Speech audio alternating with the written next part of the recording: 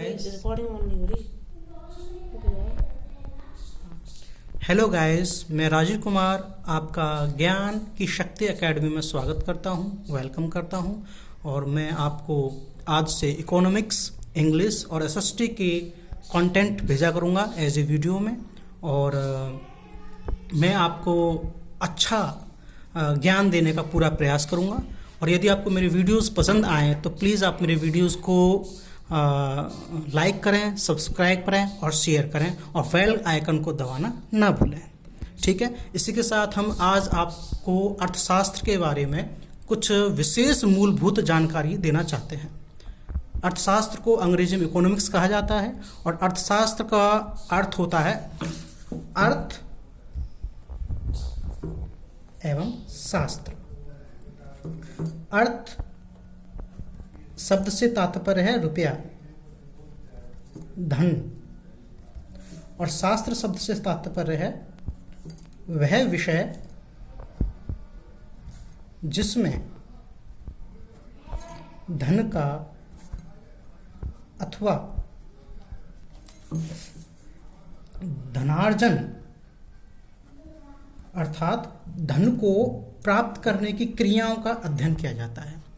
कुल मिलाकर हम कह सकते हैं अर्थशास्त्र वह विषय है, अर्थशास्त्र वह विषय है जिसमें आर्थिक क्रियाओं का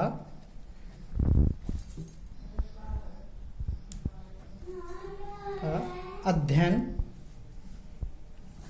किया जाता है। अब प्रश्न उठता है कि आर्थिक क्रियाएं क्या होती हैं। अब क्रियाओं का अर्थ, क्रिया का अर्थ तो होता है किसी भी कार्य को करना, पर आर्थिक क्रिया क्या होती है? आर्थिक क्रिया वह क्रिया होती है जिसमें केवल उन कार्यों को शामिल किया जाता है जिनके द्वारा धन प्राप्त किया जाता है अथवा धन को खर्च किया जाता है। अर्थात आर्थिक क्रिया वह कार्य होता है जिसके द्वारा हम धन को प्राप्त करते हैं अथवा धन को खर्च करते हैं। ठीक है, तो इस प्रकार से हम कह सकते हैं अर्थशास्त्र वह शास्त्र है जिसमें आर्थिक क्रियाओं का अध्ययन किया जाता है।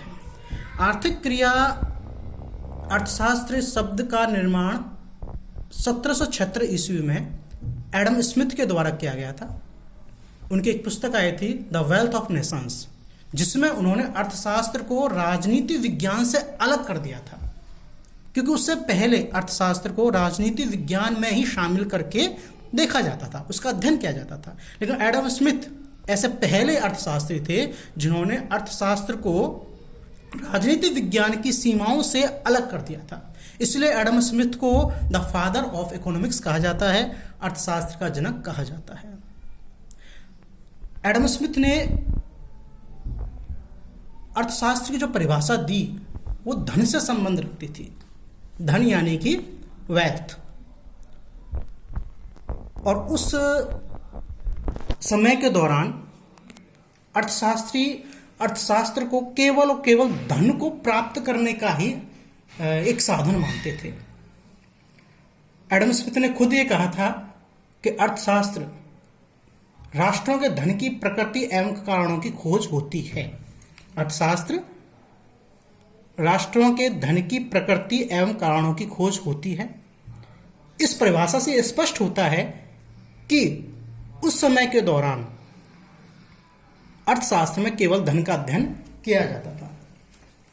ठीक है, स्मिथ के अलावा वॉकर, जेबीसे, सीनर जैसे अर्थशास्त्रियों ने भी अर्थशास्त्र को केवल और केवल धन कमाने का एक साधन माना था। इस प्रकार से हम कह सकते हैं कि एडम स्मिथ और उनके समकालीन अर्थशास्त्रियों ने जो अर्थशास्त्र की परिभाषा दी थी वह पूर्णतः रूढ़िवादिता पर आधारित थी।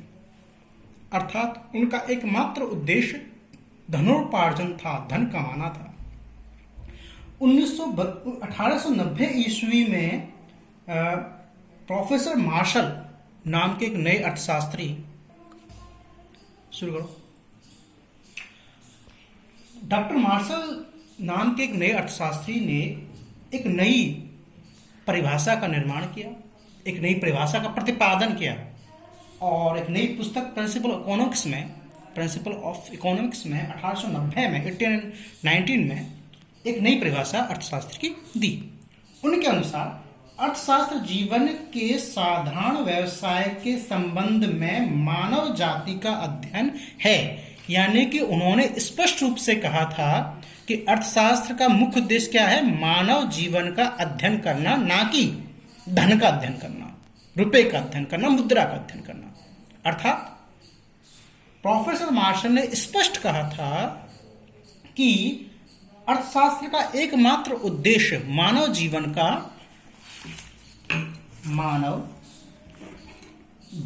का अध्ययन करना है।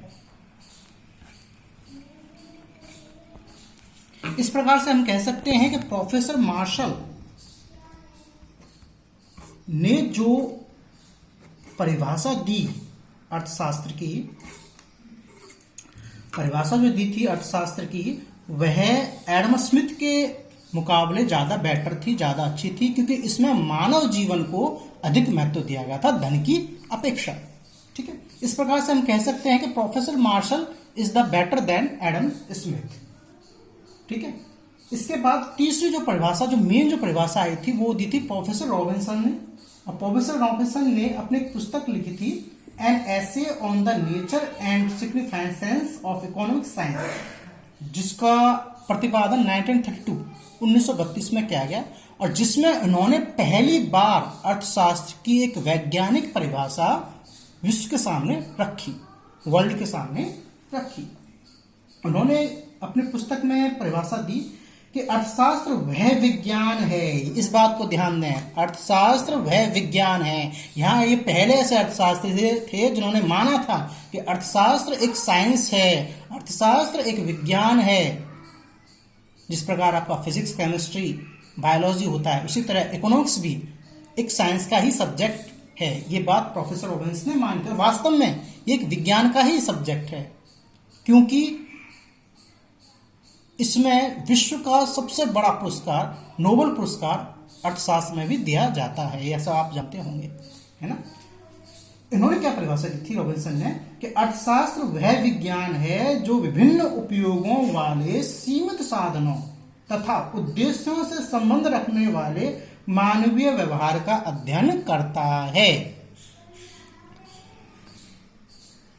दोबारा से बताए तो ये परिभाषा, अर्थशास्त्र वह विज्ञान है जो विभिन्न उपयोगों वाले सीमित साधनों तथा उद्देश्यों से संबंध रखने वाले मानवीय व्यवहार का अध्ययन करता है। यहाँ दो बातें आ रही हैं। पहली बात है कि सीमित साधन है, व्यक्ति हो, समाज हो अथवा देश हो, सबके पास उसकी कमाई के साधन सीमित होते हैं, लेकिन